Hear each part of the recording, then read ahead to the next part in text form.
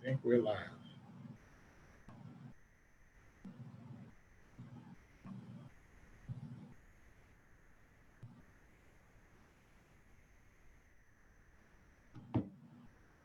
We are live. All right, here we go. We are live. It took me a minute, y'all. I'm sorry. Um, it took me a minute to get it together. I think we have. So let's see how I could do this. Trish and Angie, hello. Jean, hello. Paula, hello. Terrell, Juanita, Barbara, Edwana, Stephanie, hello. Vera, Georgiana, Lenora, Bobby, Deborah, Marcelo, Farah. I know our date was 8. I'll tell you about that in a minute. Happy Friday, Natalie. Lori, thank you so much. To Shawanda, good evening. Hey, Loto, good to see you. Ann Allen Westbrook, always good to see you on. Lynette, Angel, good evening. Good to see you. Renee, hello. I'm sorry it took me a minute to kind of get this thing right, but I think we have it together. I think we do. Courtney, Stephanie, Felicia, hello. Iris, hello. Hey, Miss Gowai, good to see you. Hey, Wanell, thank you. Tammy, hello. I'm trying to figure out a way to do this. Jacqueline, good evening to you. To all of you. Juanita, thank you. Juanita, I got this together, I think. I think I got it together. Let's see. We're going to see how this thing works out tonight. We're going to see. We're going to see how this all works out. I've been trying to figure this thing out all day long. So we're going to see. Good to see Curtina Pollen. Hey, Curtina. Thank you for elevating all of us. Thank you. Judy, thank you so much. Paula, hello. Thank you. Felicia, hello. Kimberly, hello. Allison, hello. Kenny, good evening, sir. Monica, hello. George or Jorge, thank you. Lisa, thank you. Hunter, good evening. Hey, Saria, good to see you. And Hunter, Felicia, hello. Kukina, thank you. Francis, hello. Ashley, hello. Sherma, hello. LeBron, hello. It's a little different right now tonight. I'll tell you about that in a minute. But we want to thank you all so much for coming in, and thank you for joining us tonight. Hey, Miss Sharon, good to see you. What did you cook tonight? Antoine, hello. Thank you so much. Good to see Dawn Baker. Hello, friend. Good to see you, friend, as well. Rachel, thank you. Cameron, thank you. Hello, Tanya, hello. Jesse, thank you, sir. Deborah, good evening. Good to see you. Elizabeth, thank you. Rotan, thank you. Caitlin, I know. That's what I'm talking about. I'm trying to Zoom tonight. Cynthia, hello. Erica, hello. One day I'm going to have it really together like Katrina Pollen got hers together. I'm going to have it right. Rose, good evening. Genevieve, thank you so much. Marsha, hello. Kiera, hello to you. Pastor Deborah Nesbitt, thank you. Rodney, my cuz, good to see you. Kathy Middleton, hello. Thank you. Asia, hello. As well. Hey, Pastor T and Lady Ursula, hello. Good to see you all. Terrence, hello. I'm trying to catch up. Sharon Tazwell, hello. Sharon, you have leftovers? Okay, well, let's talk. Good to see you, Yvette. Leslie, hello. Let's see, what else we got going on? Who else? Jake, I don't think so. Hilda, hello. Lori, thank you for joining us. Joe, good to see you. Toinette, thank you. Vanessa, hello. David, hello, good to see you. Ty, your son is a Savannah State student. You can get anywhere from here. Alethea, good to see you. Marcy, hello. Denise, hello. Ashley, hello. Lakeisha, hello. Good to see my brother Jeff Booker here as well. I think I said Curtina. You can go to Elevate Me. She has some great stuff on there, so you'll get a chance to check her out. I mean, she has stuff for brothers. I actually might buy some of that stuff, but it's really good stuff, really affordable. But anyway, so let's get to kicking. And I apologize for being late. I'll tell you a little bit about that in a minute. If we are together, if it's Friday night in Savannah and you are social distancing because you realize that Savannah Strong means Savannah Love. And Savannah Love means that you're going to do what it takes to keep yourself and Savannahans safe during this, which means if you don't have to be somewhere, you're not going. Which means if it's Friday night where you would usually be out, you're in your house. And if it's Friday night and you're in your house because you love Savannah, you're showing Savannah love to be Savannah Strong, and you're like me and don't really have much of a life, it is date night for us. It's Friday Night Live in Savannah. Again, ladies and gentlemen, thank you so much for joining us. I'm Van Johnson. I'm blessed to be the mayor of Savannah. And I am honored to have the opportunity to be here. Good to see Tony joining us all the way from Rennes, Georgia. Kimberly says, check your inbox. And I had a great time on the Life of Divine Favor show with Kimberly Clark Webb. We will post that. Talia and Latrelia. And good to see you, Miss Tribble, as well. Glad to have all of you with us. And we'll kind of get kicking into what we're going to talk about. So this is our opportunity to get together to share. I just ramble on incessantly about the stuff that's on my mind. And then from there, we kind of create some opportunities to talk. So because y'all were trying to blame me for the last couple of weeks, because some people could not get their stuff right, and I know it was not me. So tonight I'm using the Zoom platform so that I do have guests, and I can just go ahead and let them on in. And so we will have some guests later on, and that way y'all won't be blaming me anymore about why people can't get on. So that was necessary because I really got tired of you all blaming me. Making me think I can't work technology when I know I can work technology. It was the other people who could not, get that done. And so we're not blaming nobody. We're just not doing that. So I wanted to let you all know again. Thank you for joining me. The reason why I was late, and I know we do 8:30. Tonight was it was opening gala for was called Plant Riverside. And so, for us, it was an opportunity to, I needed to be there as mayor of the city. And so that's why I was there to give comments, but I let them know before I got there. I said, now look, I have a date every night at 8:30. You know that, right? So I told him I had to do it, but I had to leave. And so, because this is what we do, I'm not going to leave you, and I hope you don't leave me. So anyway, let's talk about COVID-19. So again, we are still getting worse. The bottom line, I don't have to tell you everything that is going on. You already know. Last Thursday, we had our third highest day of COVID infections on record. Our third highest day was on this last Thursday. Keep that in mind.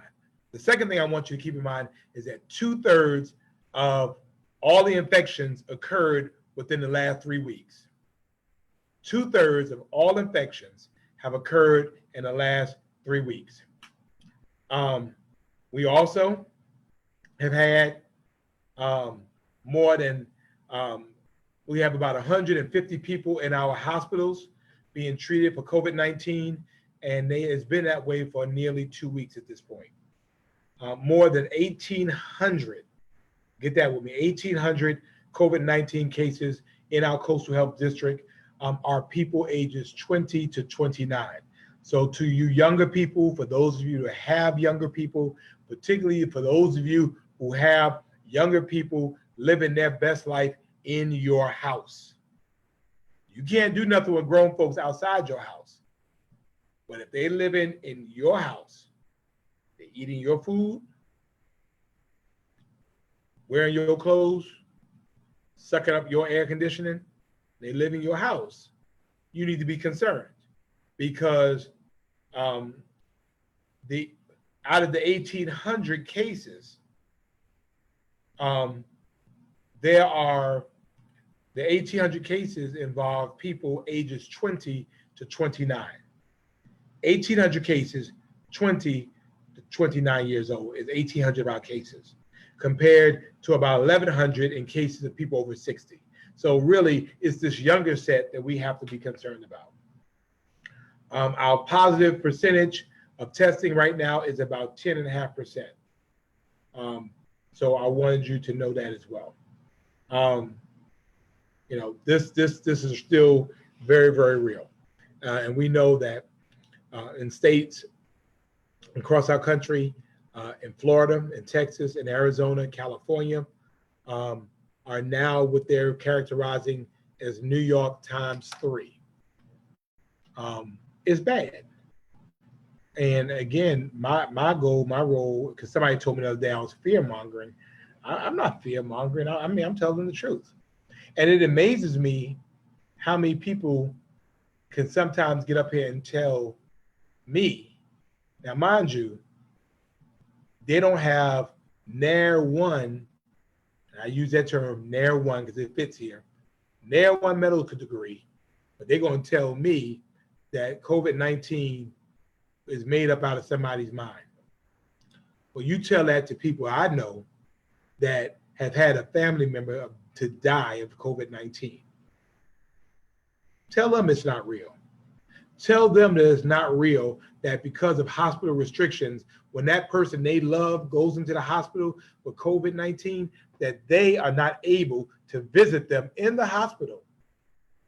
You think about that, if that's your mother or your father or your child, that you cannot go in the hospital to visit them unless they're projected to be at end of life. Or for those who've had COVID-19, I met a lady tonight and she told me she had COVID-19. She said it was 3 of the worst weeks of her life. So it's funny that people who haven't had it have the nerve to be able to say it's not right. Or as people want to be able to tell me, oh, well, the CDC's information is wrong, or oh, the Coastal Health District is wrong. Well, what medical school you went to? And if you did go to medical school, were you an epidemiologist? I'm just saying. I believe the information that has been presented to us by those who are legally charged to provide the information. And you should too. Don't believe these folks who, I mean, shut up, man. Though, I mean, you hadn't even been to medical school, may not even been to, but you're going to say and tell us about what this medical stuff is. I don't know medicine, which is why I'm believing what experts say. I know about law enforcement. I know about human resources because that's what I do. And in this case, I know a little something about politics and governance. I know about that. But when it comes to medical stuff, which I don't know, I mean, I passed biology and chemistry, wasn't by much. I'm going to believe those who spent their lives learning and training and looking at best practices as it relates to that. And I'm not getting back and forth in something with somebody. You talk about something you don't know what they're talking about, and you can't provide any empirical evidence to contradict that. So that being said, let me talk a little bit about this week and what a week it was. What a week it was. Last Friday, at this time, I got a call from New York State. Governor it's his father.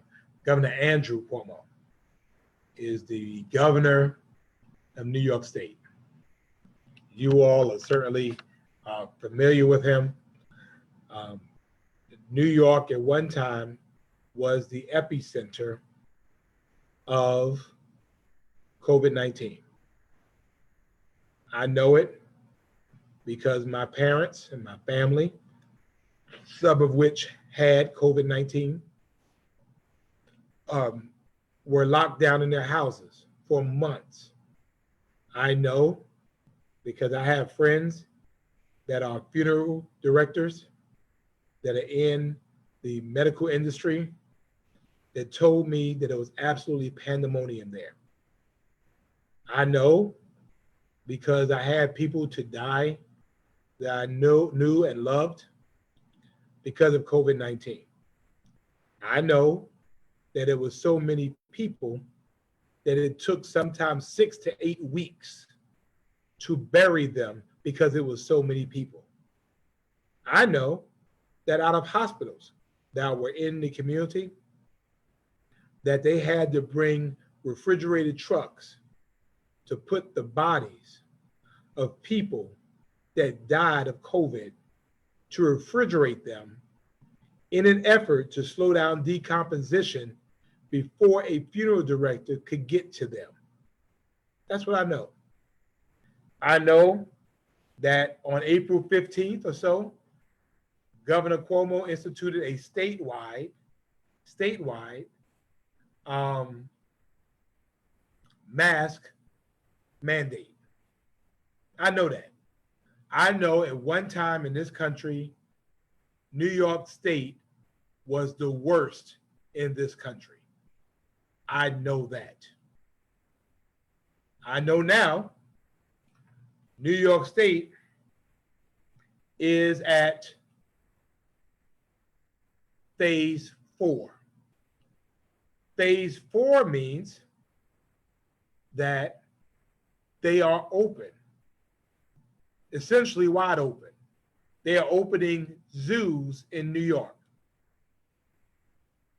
So New York State went from worst to first, from the worst to the best. So when Governor Cuomo's office called me, I was interested in what they had to say. They said Governor Cuomo had been watching me from the time that we canceled the St. Patrick's Day parade here in Savannah. As fate would have it, New York has the largest St. Patrick's Day festivities in the country. Savannah has the second largest.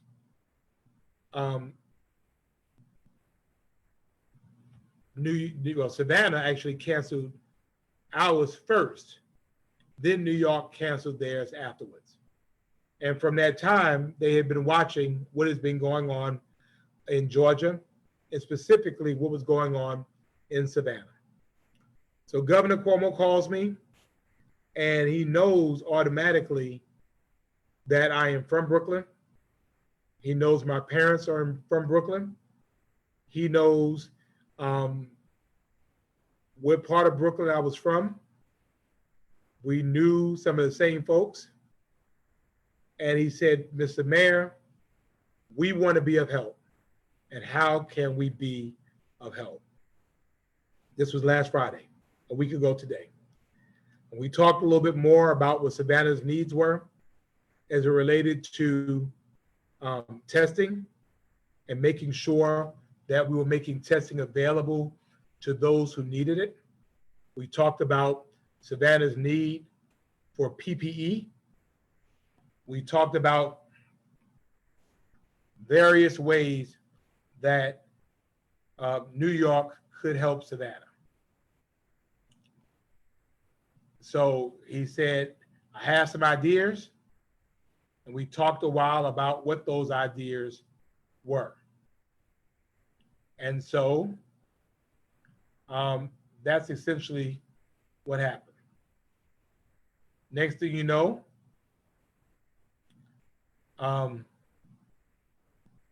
that night, we had New York State folks in Savannah. That was Friday night. Saturday night, we had people come in from the New York State Police, and they were Governor Cuomo's advance team. On Sunday, PPE was coming in off of trucks. Then, on Monday, Governor Cuomo and about 20 folks came from New York, and they arrived into Savannah to meet with our medical professionals and to meet with the faith community. So all of this literally happened over the weekend. When you want to win, you learn and you hook up and you connect with winners. And that's where I am.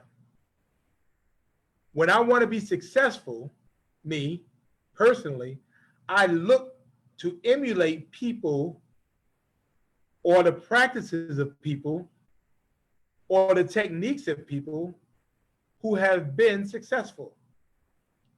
In this case, Governor Cuomo has been successful.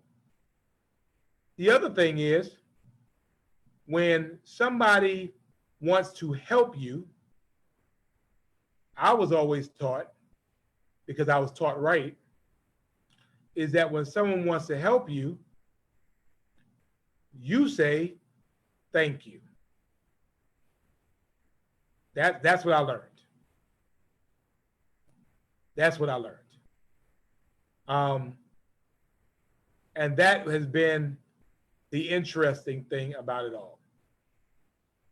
That people were more concerned about where the help was coming from as opposed to the help. So people were tripping about that. Governor Cuomo came on a chartered JetBlue airplane that was provided free of charge from JetBlue and brought some PPE. So what did he bring? And what did it mean to Savannah? Governor Cuomo brought us 124,000 surgical masks. 124,000 surgical masks. No cost. 7,500 BTM test kits. 7,500. 7,500 gowns. 11,500 gloves. 7,500 N95 masks. 7,500 face shields. 2.5 pallets of styrofoam coolers. And 1,250 gallons of hand sanitizer. And a partridge in a pear tree. That is what Governor Cuomo brought to New York, to Savannah from New York. No charge to the city or the citizens of Savannah. Okay? Further, and I'll get to you haters in a minute about that, Mr. Bland. I'll get to that. So here we were, and in addition, he brought 20 of his health professionals and leadership professionals that had successfully looked COVID down in the eye and were successful about it. And they talked to our health professionals about things we could do to better deal with COVID-19 here in Savannah. That's what they did for the city of Savannah. Further, there have been all this week about 20 people from New York who are here in Savannah conducting testing at relatively no cost to the city. I mean, we're feeding them, but no cost to the city. They have been doing it at Kingdom Life Christian Fellowship, 425 Montgomery Street, and they're testing between 200 and 500 people every day. This is walk-in testing. You could also call and make an appointment.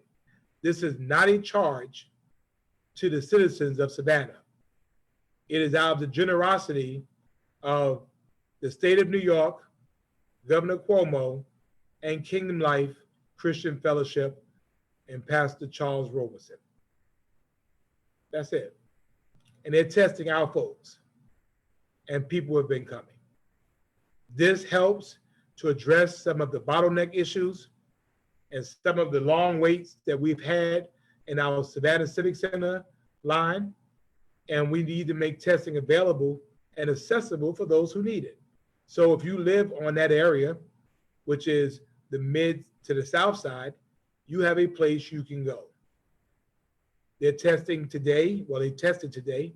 They're testing tomorrow, and I think from 9 to 5, 8 to 5, and then they're testing on Sunday, free. They'll still be here through next week when we will come on the west side to the Temple of Glory Community Church, 1105 Styles Avenue, where Bishop Matthew Odom is the pastor. And they will have testing in the Eden room, from Wednesday through Sunday for those on the west side, free of charge to those that need it. And so my only issue is that I can't understand what all the hate is about. If Savannah was okay, we wouldn't need their help. But Savannah is not okay. So we're going to take the help and we're going to say thank you and we're going to be gracious about it. That's what we're going to do. The funniest part about it all is this. Out of the great day that we had, where people were excited, where we were encouraged because we saw survivors of COVID-19 and we saw people who have been through this and we found ways to be able to address it. Let me share my screen and show you basically where people were looking at. I'm going to show you this because this is the funny part. This is the whack part. Let's see.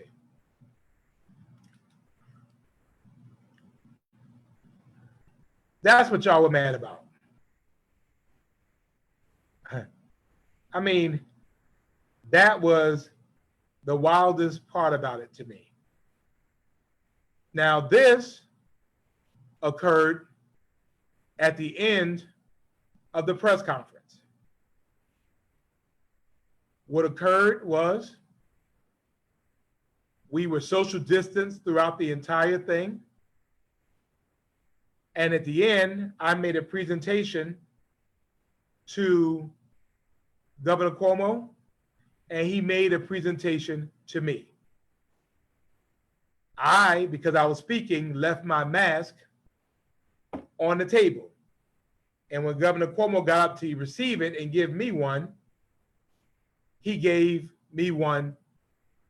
And so we did the fist bump.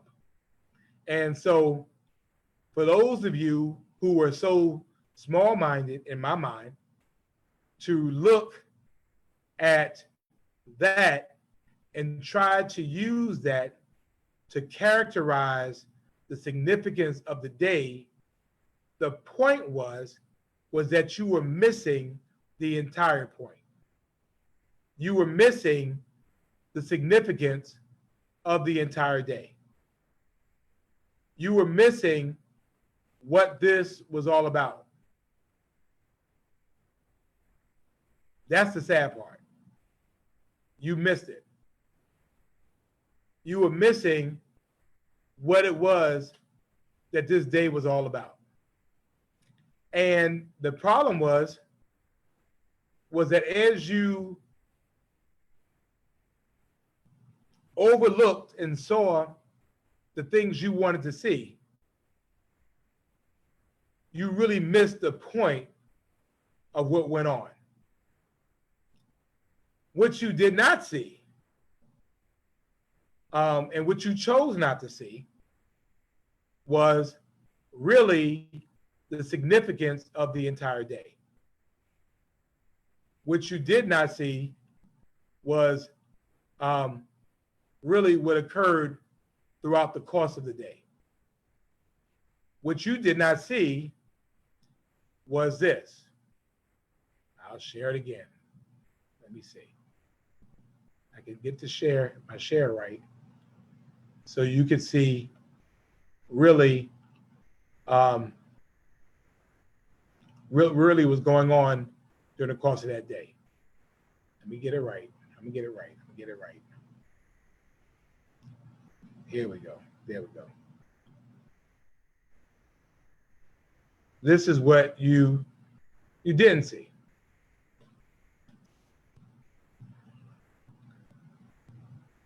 This was really the things that happened. Joshua didn't push forward that picture, did you? Oh, you see us? Yeah. Wearing masks. Although, and I will tell you this, that we knew that both Governor Cuomo and I, we knew that we were negative. We knew that for a fact. But again, for people who chose to look at that, I wanted to give you something else to look at. And so we're not going to allow that negativity to destroy what has been a good day for Savannah.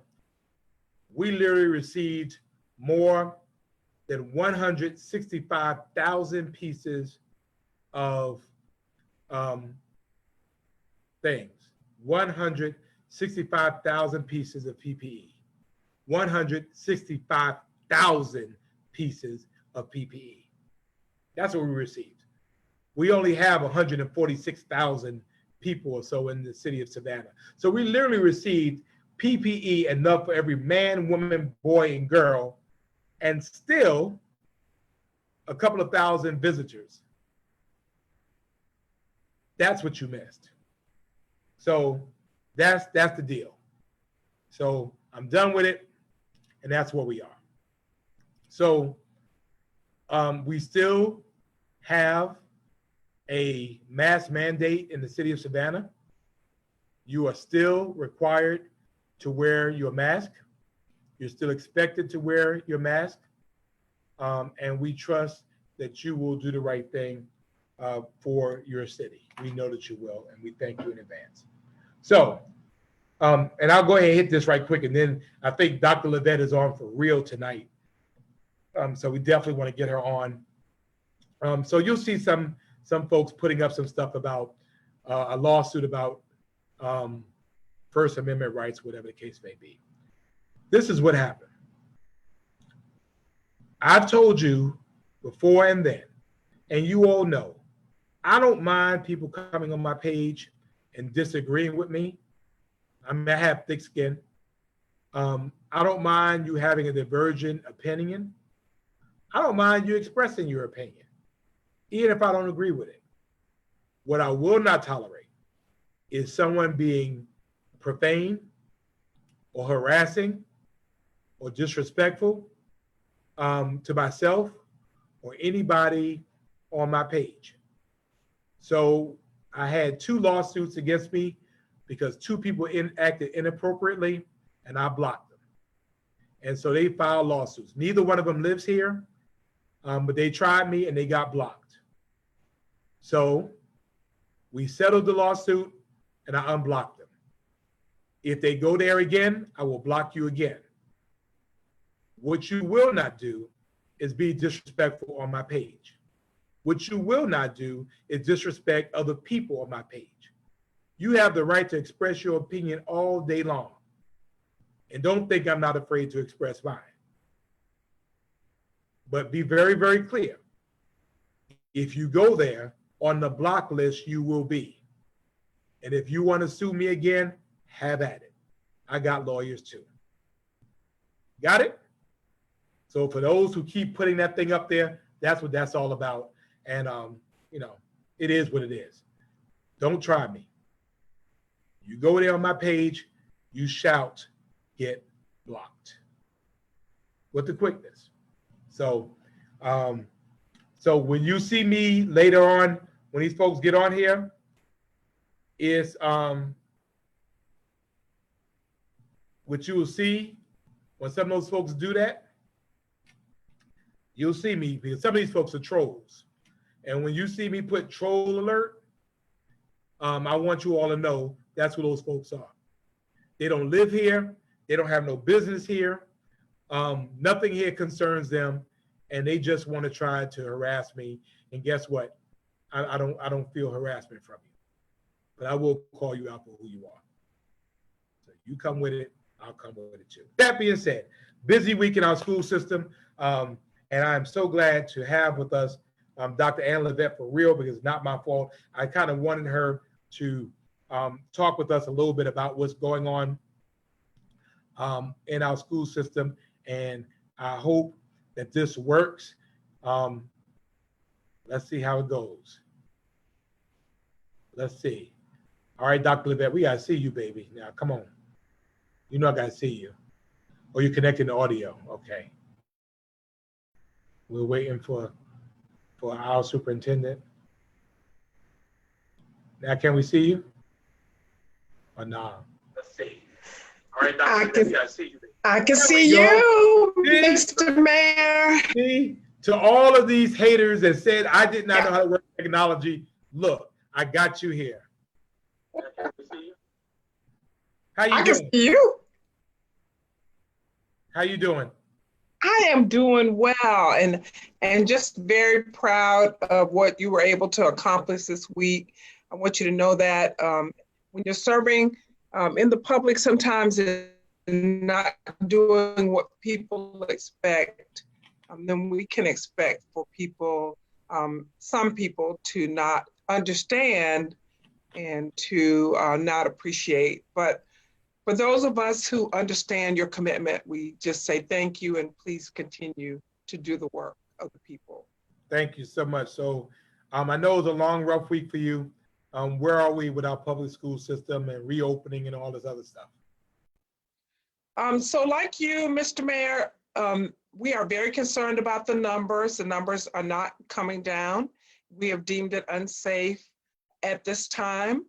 And we do hope with the help of the community, we'll be able to get the numbers down so that our young people will have an opportunity to come into classrooms. At this time, we will start virtually August 19th.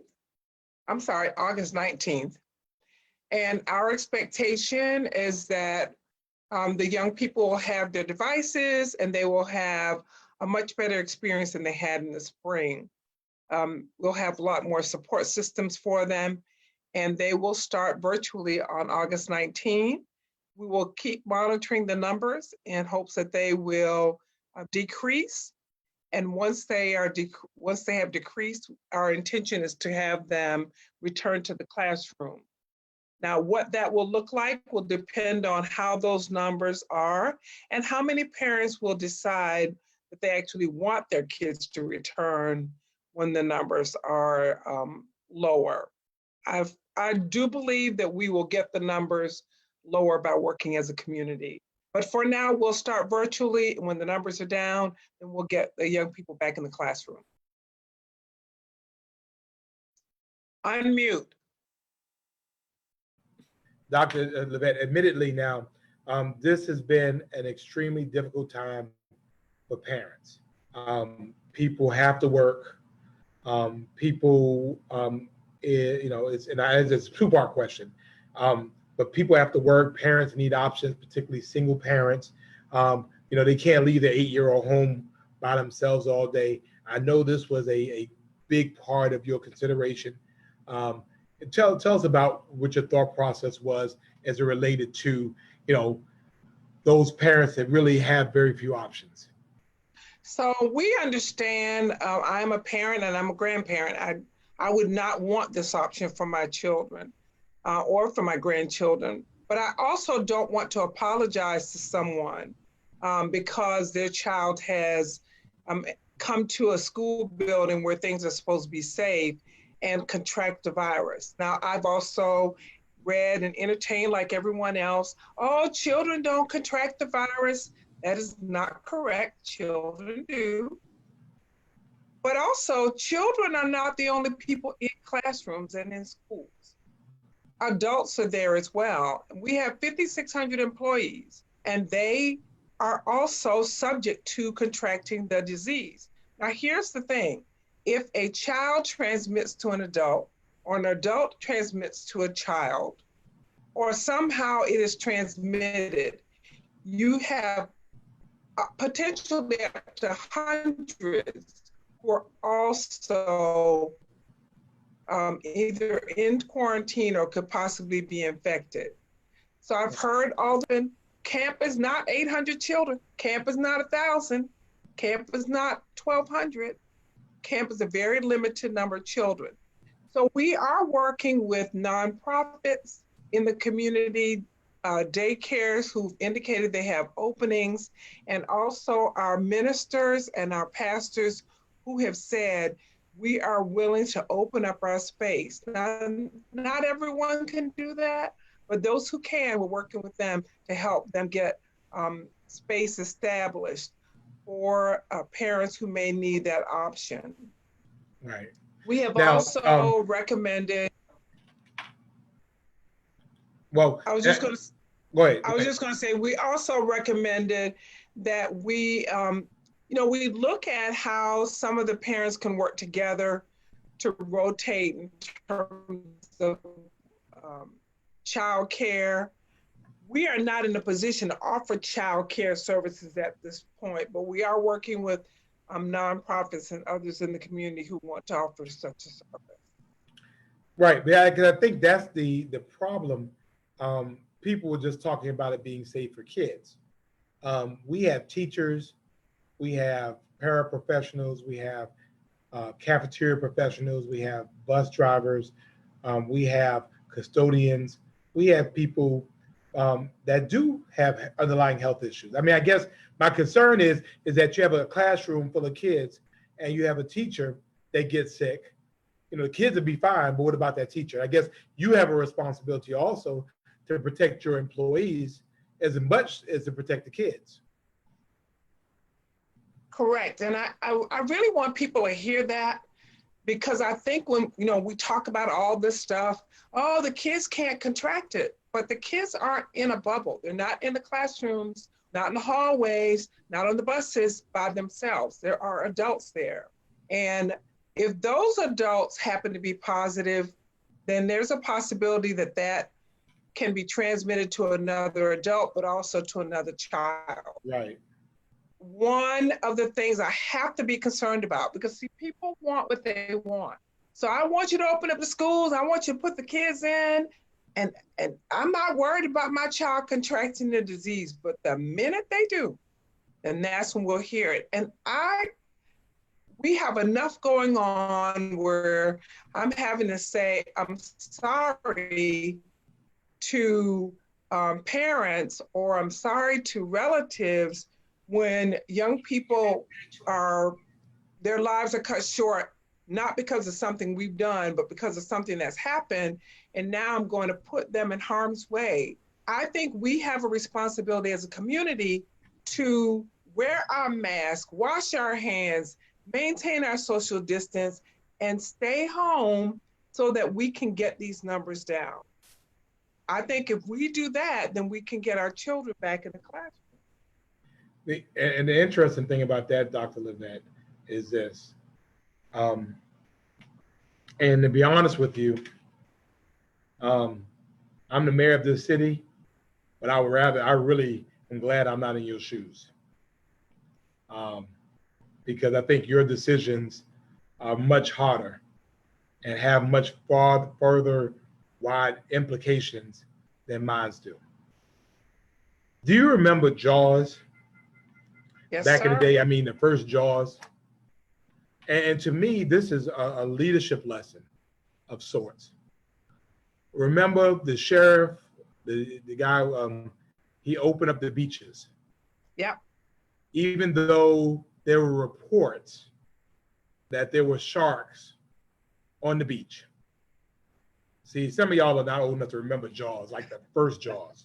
See, y'all have all this other stuff now, but in some of our days, Jaws was the biggest thing happening. And Jaws killed a child. And I remember the parent coming up to that chief. I think he'd be the chief or the sheriff. It's And Sheriff Roy. That's right. And Yeah. said, see, look at you. And said, you knew there were sharks out there, yet you let my child go out there anyway. That's right. And so the reason why I don't want to be in your shoes is literally you damned if you do and damned if you don't. If you open schools, and parents, I don't mind, and somebody's child gets sick, or an employee dies, or gets, or Right. there's some issue, they're gonna come back to you and say, you knew what our infection rate was. Right. Yet you let schools open anyway. And then you say, but you said it was all right. No, you're the professional. You should have known. So, I mean, it's really a very, I mean, again, it's a bad situation for you to be in because this is uncharted territory for us. It is, but here's what I say. You know, none of us can predict tomorrow. The science says there are too many positive cases and too many opportunities for transmission. I cannot forfeit the future of a child or an adult for the convenience of now. So I struggle with it. I hear from parents who say, what am I supposed to do? You're not opening. Well, frankly, we understand the child care aspect of it, but our responsibility, the moral responsibility to be safe, is a much wider and deeper commitment. So it's inconvenient, but safety often is inconvenient. And I understand it, but here's what I would rather apologize to you for you being inconvenient than for you trusting me to take care of your child. And then I let you down by giving in to you simply because of the pressure. And the pressure is great. But I will say overwhelmingly, parents have indicated it is inconvenient, but I appreciate your considering our safety, and staff has definitely indicated they feel supported and would like for us to get the numbers down so that they can see the children in the classrooms. Right. And finally, again, I appreciate you. I know it's been a long week for you. I don't think people recognize how their personal actions locally help our kids get back in school. I have been asking, begging, pleading, and now mandating that people wear masks. It's been said that if people wore a mask, I think it's 4 to 6 or 6 to 8 weeks, that we could slow this virus down. They want schools open, but they don't want to wear the mask. If we're able to all as a community do what we're supposed to do, and less people get infected, the quicker we can get our schools back into gear. And I wanted to just get your perspective on that in the end, you are reacting to what's happening in the greater Savannah, Chatham County area. Now, someone wrote something, it was a teacher who said, it wasn't really the superintendents who chose all across the state, especially the larger ones, to start virtually. It was the people who refused to accept the science. And for people who don't believe, I'm all right with that. When they get to be superintendent and they're in the middle of a pandemic and they don't believe, then they can operate that way. But right now, I believe the science And I believe that we have enough examples of people doing it this way. So in Savannah Chatham County Public Schools, anyone visiting our buildings, anyone who works for the district and reports to a work site must wear a mask. That is a condition of employment. Of course, we're going to have people who say they don't want to do it. Then you have the opportunity to go home. You don't want to have your temperature taken. You have the opportunity to go home. You can use your leave. You can do whatever you want, but you cannot work and expose other people. So it is a very difficult time, but here is what I will say. We will not forfeit the future of students or staff for the convenience of now. Right. The data will determine the date that we can return to the classroom. We will be sharing information over the next few days and try to establish a goal for us to get down to. Because the CDC has established numbers at periods of time that we would be able to declare it safer. And we want to get that information out to the public so we can work toward that end. But I appreciate your leadership and the hundreds, thousands of people who believe in the science. We will follow the science, not the politics, but we will follow the science. And for those who don't believe, I'm all right with that. When those persons get to be superintendent, they can do it another way. But right now, I'm Slowing down. Wow. Safety of children and staff, and I believe that we have the right formula for doing it. My connection was unstable. I saw that. Yeah, you're good. But I appreciate the opportunity to join you in the campaign for people to be safe and to follow the science. And I look forward to welcoming our children August 19. They will certainly be in a better position to do that. I appreciate the support of the public who understand that we are in the business of making sure that young people are here to lead us in the future. Dr. Livette, again, I want you to know I stand with Ann. And again, I know that these are difficult decisions, but I just want to keep our kids safe. I want to keep our employees safe. It doesn't mean much to me that our kids are safe and our employees. These are mothers and fathers and grandparents, aunts and uncles. They have to be safe as well, and they have to feel safe as well. And I know from the guidance I received, they said that schools, the same guidance that says schools should open, also said if schools are not prepared to open, they should not. And Correct. Given all of the different considerations we talked about busing and about eating and about all those activities, we're not prepared. And so therefore we should do what we're prepared to do and do it well, because if it goes sideways, of course, it's all your fault. Of course. We will be presenting again an update this week, this Wednesday. Okay. We'll invite people to tune in. We appreciate your support. You stand with Ann, I stand with Van, and together we'll make a difference. That's Thank right. you. We believe safety first. Keep the Safety faith and first. follow the science. Dr. Ann Livette, thank you so much. And see, I got you on this week. See? I see. Thank you. All right. Thank you. So we're glad to have our superintendent here with us this evening. And again, see, I got it all worked out. I told you I was going to be able to get it worked out. Now, we were just happy to have her on and to share with her today.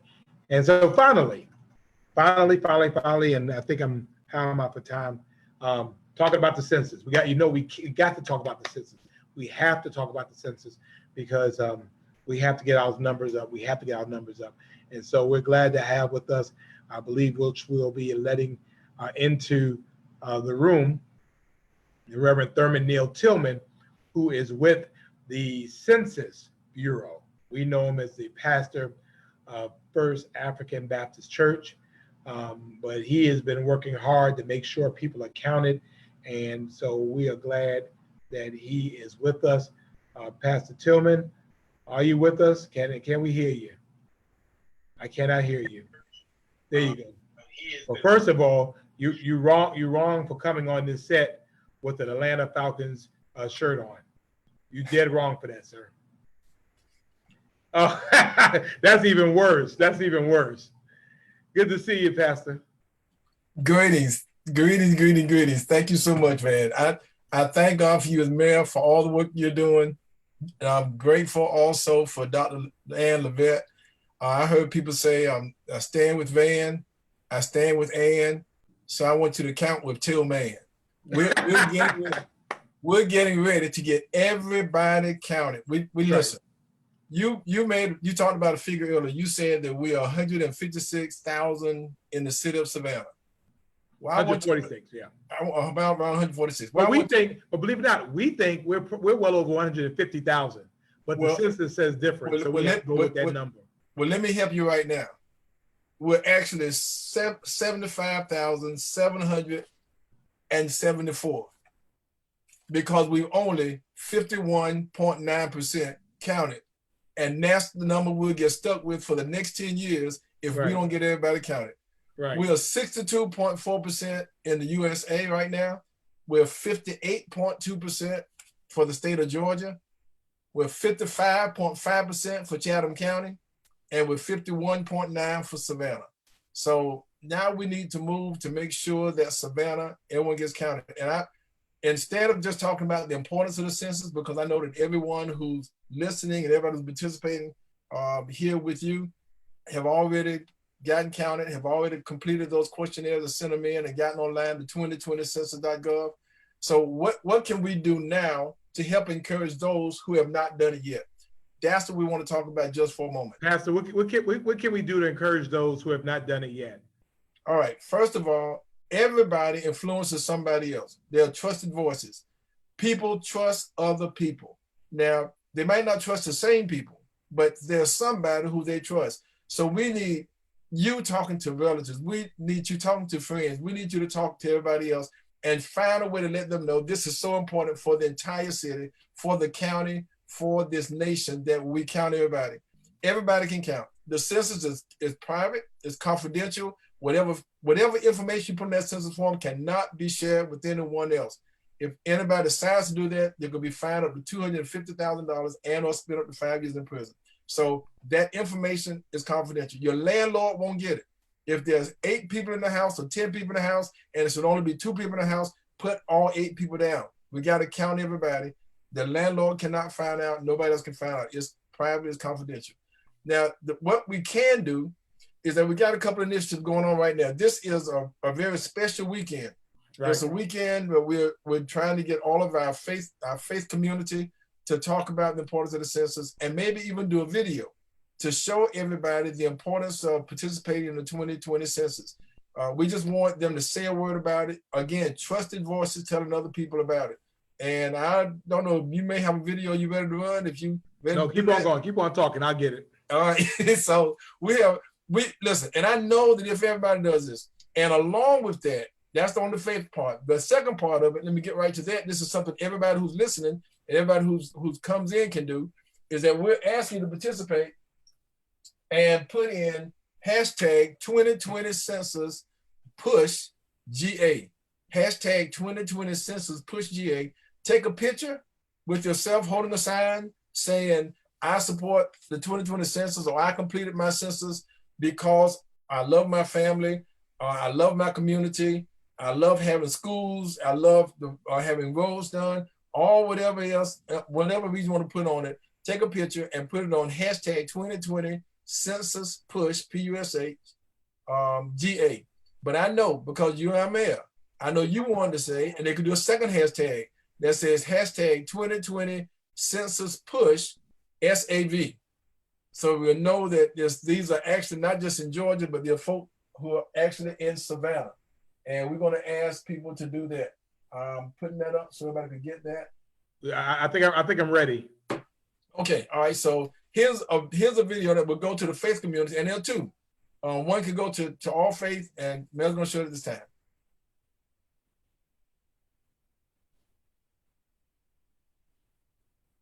All right. Yeah, we're waiting for it to come up. Let's see.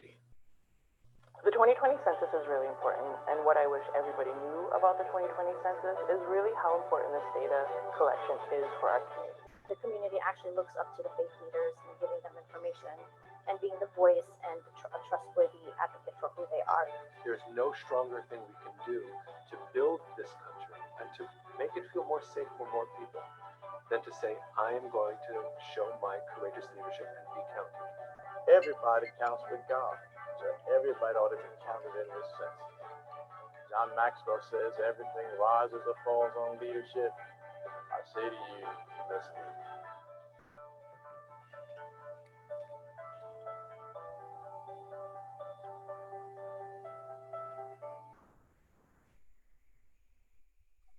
All right. Now I know you recognize that last voice. I do. Yes, sir. And he's been so instrumental in making sure that everyone in the African Methodist Episcopal Welcome Church to gets the counted. 2020 census. Oh, This wait. video will introduce you to the 2020 census, present a quick overview of the online questionnaire, and help you answer We might the as well. questions. So it's many more videos to follow that one. Oh, really? The 2020 Let's census see. is a count of every person living in the I might as well United show it. States. Oh, The census is required by the U.S. Constitution and takes place once every 10 years. The 2020 census is very important. Your responses help to determine the number of seats each state has in Congress and guide how more than $675 billion in federal funding is spent in communities each year. The 2020 census is easy. Completing these questions only takes about 10 minutes. You can respond online from a computer, tablet, or mobile phone 24 hours a day. You can also respond over the phone or using the paper questionnaire.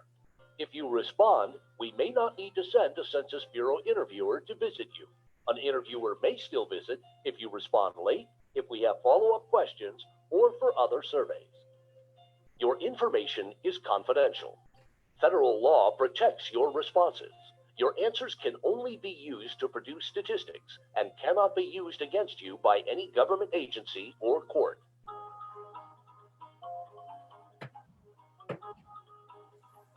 Now we will take you on a quick tour of the... Oh, this is a pretty long one, so I'm gonna get out of this. all right. I didn't realize it was this long, but they get the gist of it. Yes. Now, one important part we heard there that we understand, the reason why we're not stopping at 75,000 is this. If they do not complete the census questionnaire online, and if you do not mail it in and do not phone it in, someone will come knocking on your door. Now, you and I both know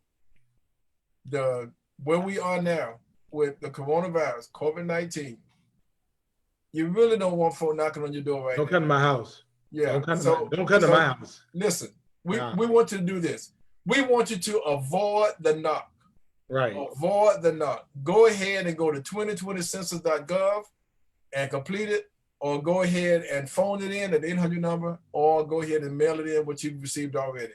Now, what we want to do to encourage everybody else, if we do the hashtag 2020 census push GA 2020 census SAV, or 2020 census push SAV, that's going to go out all over the nation. It's going all over. We got a competition to see what cities, what counties can have the most on the internet. And you take a picture, put that on there, and tell people why you support the 2020 census. Because so many people have already done it. So if you've done it, we need you to do that. And then all churches, all mosques, all temples, all synagogues, this weekend, we need you to send information that the mail will send to you. You can send it to a list. If you're not on the mail's list, you need to get on his list. He'll be able to send it to you. The couple of videos and some other things you can do. Yeah, I mean, look, I tell you, Pastor, people who come at my house, I don't even answer the door. I mean, look, don't come to my house. I did my census. Don't come at my house. And sometimes, you know, people come knocking on your door. And now I got that little ring thing. I look right through it. Don't come to my door. Well, man, I mean, it's true. Don't come to my house. But you completed your census. I did. And the thing about it is, they can't just come and you fluff them off. They got to come back because they have a job to do. Right. So we're just asking everybody, please, please, man, please, sir, encourage others, the barbershops, everybody, wherever you go, talk to other people and say, have you completed the 2020 census? Now they'll start knocking on doors around August 11th. So we got a couple more weeks before they get out and start knocking on doors. And we're at 52% now? We're 51.9. Yes, 51.9. All right, so what percentage do we get to where we don't have to have people coming by? Is that 70, 75? No, if you only have 75%, you still want the other 25. Oh, okay. You just got less people. You got less people coming out.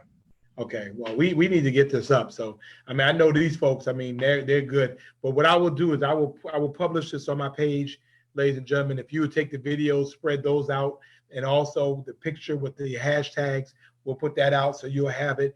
You know, that'd be something fun for your kids to do.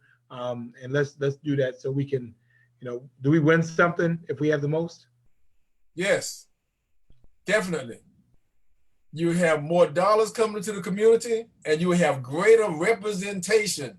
You have greater representation from the city of Savannah, from Chatham County.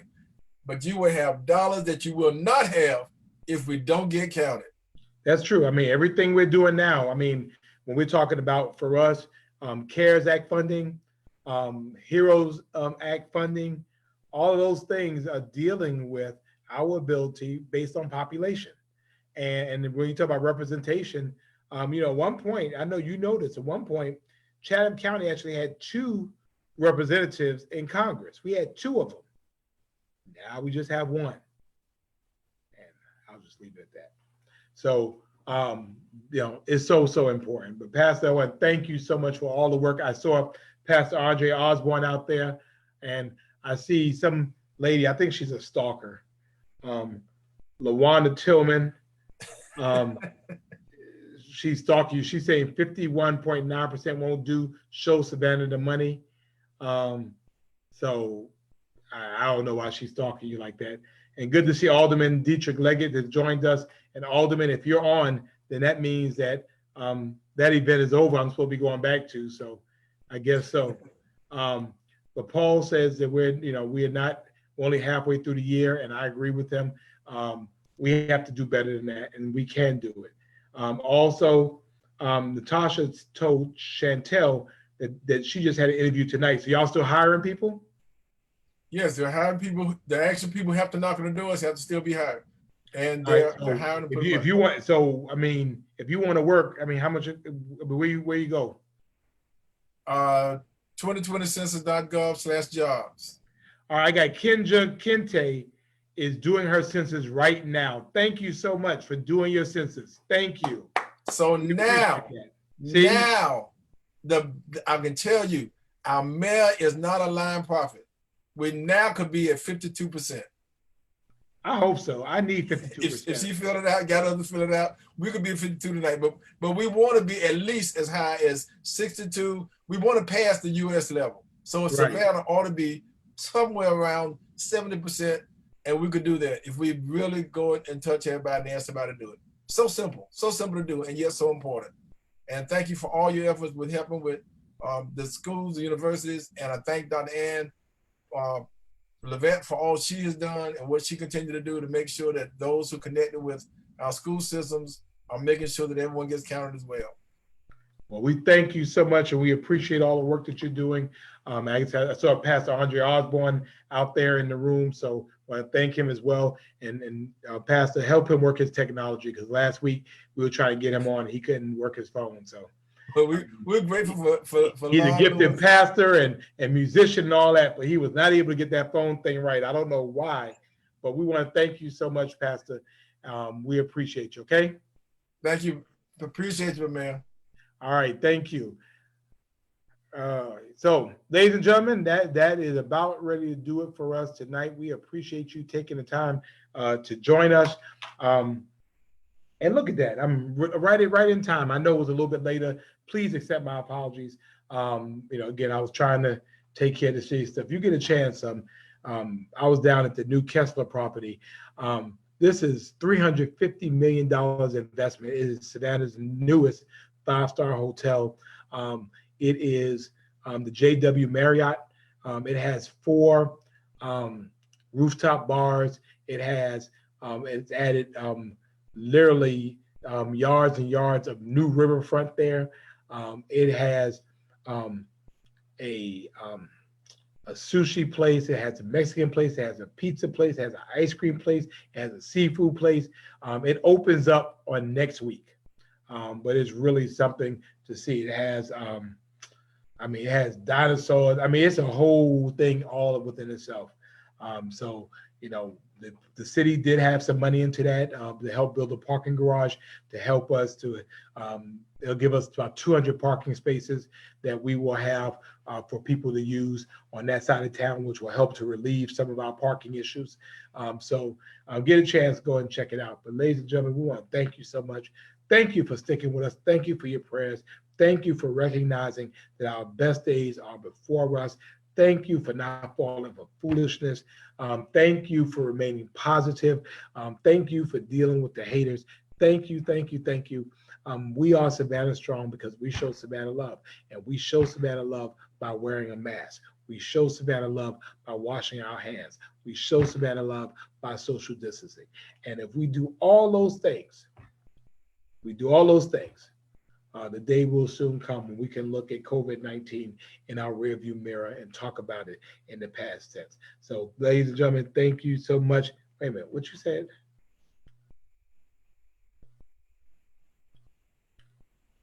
Yeah, Chuck. Yeah, I did. I voted for $45 million in bonds. What? I did. That's no secret. And I did it. So what's the point? Anyway, I'm pumping it because it's a great addition to our city. And you don't like it, too bad. Sorry. Anyway, gotta go. Thank you so much. Appreciate you. God bless. Have a good night. Savannah Strong. Remember, we are